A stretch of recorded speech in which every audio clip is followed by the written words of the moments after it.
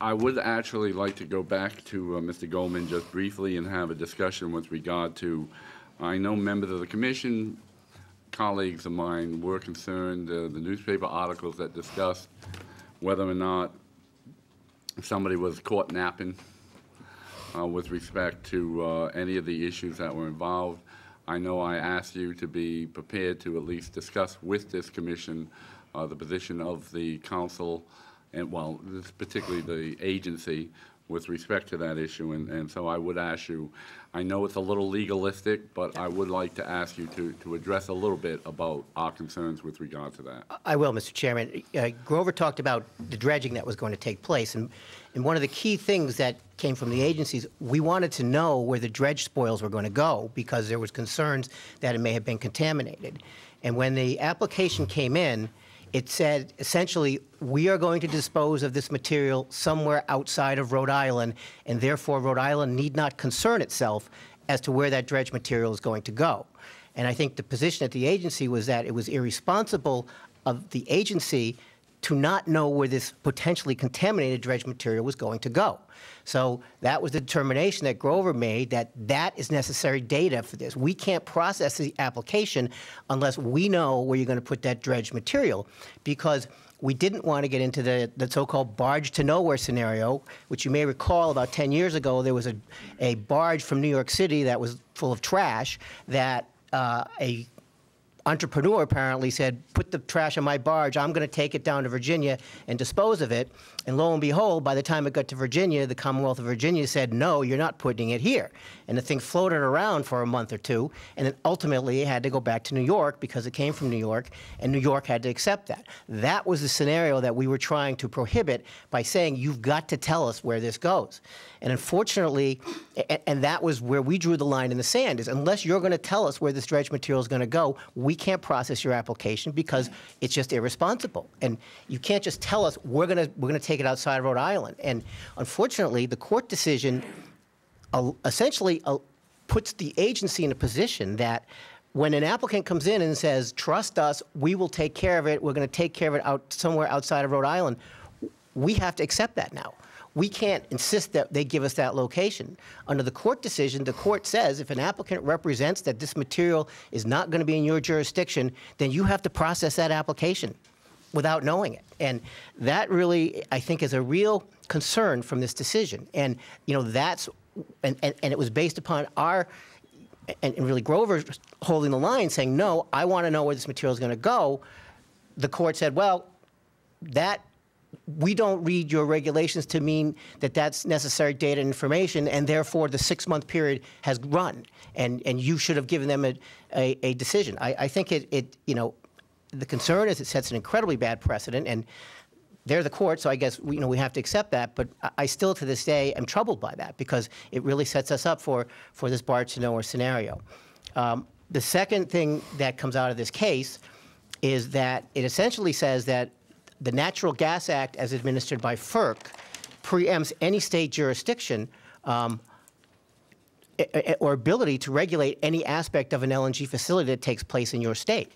And I think unless there is some change in the federal statute by Congress, I think that it really puts states in a bad position in that FERC is just going to come in and just sort of run roughshod over the states and really limit the ability of what states can do. So I think, there obviously in this case, the Attorney General's office was the lead counsel in this case when the suit was brought. Weaver's Cove never contested until several months into the litigation that we didn't have state permitting authority. When they brought the lawsuit, it only related to the 6-month federal consistency review. And when we filed our answers and asserted our state jurisdiction, they, lo and behold, discovered, oh, the Natural Gas Act now preempts your state authority, where they had never raised that in a 2 or 3 year period that the application was pending before the agency. So, I mean, I think it was a reasonable line in the sand that was drawn on knowing where the dredge material goes. I think, Grover would agree with me that, as a regulator, you need to know where this stuff's going to go. It's more than just need to know. The regulations state that it's a prerequisite. So I'm bound by the regulations. The regulations say that I need an approved dredge disposal site before I can process your application or even accept your application. They did not have an approved location. At the time, they didn't even own the site that we're proposing to dredge and dispose of the material on. So they couldn't have given me an approved location at the time because it wasn't even passing the straight face test. So there was that issue associated with it. The other major issue that was a stumbling block within the regulations that says that we, as a prerequisite, have to have a water quality. And they did not have a water quality in hand. The water quality sets out whether that material is contaminated or not and how that material can be disposed of. It is DM's regulations within the water quality process that tell us how to process or how that material can be disposed of. We're obligation under state and federal law to find beneficial use for dredged material where we can reuse that material. So for instance, had that been clean sand, we would have had to insist on beach disposal for that to build up our beaches in Rhode Island and utilize the material in there. Without the water quality, we didn't have that information. We had no idea whether that material was contaminated or what the appropriate disposal method was. So we had two pieces of information that were absolutely critical that are set out in the regs as being required as a prerequisite before we can even accept the application that they did not have. We were processing it as both a category B and an A. Now the B gives us a much stronger standing. It's a state permit, it's under state statute, it goes to state courts, and one of the quirks within the federal consistency process is that you may deny a project on a substantive issue, but if you do, you have to tell them how to become consistent with your program. So you just can't deny it and say the project's out of here. You have to tell them how they can do that project so it can get through your program under the federal consistency process.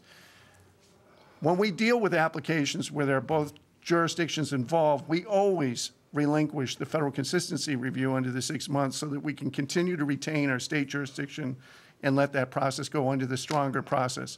It wasn't until well after the 6 months, almost a year and a half, before they even raised the issue of and withdrew the state permit at that point and started saying, well, it's only federal consistency review.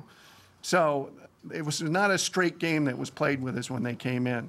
They came in with both categories of applications. We were processing it in good faith under the Category B, and it wasn't until a year and a half that they pulled out from the Category B, said it's only federal consistency, and then at that point started in the court, started to try to exert preemption. Okay.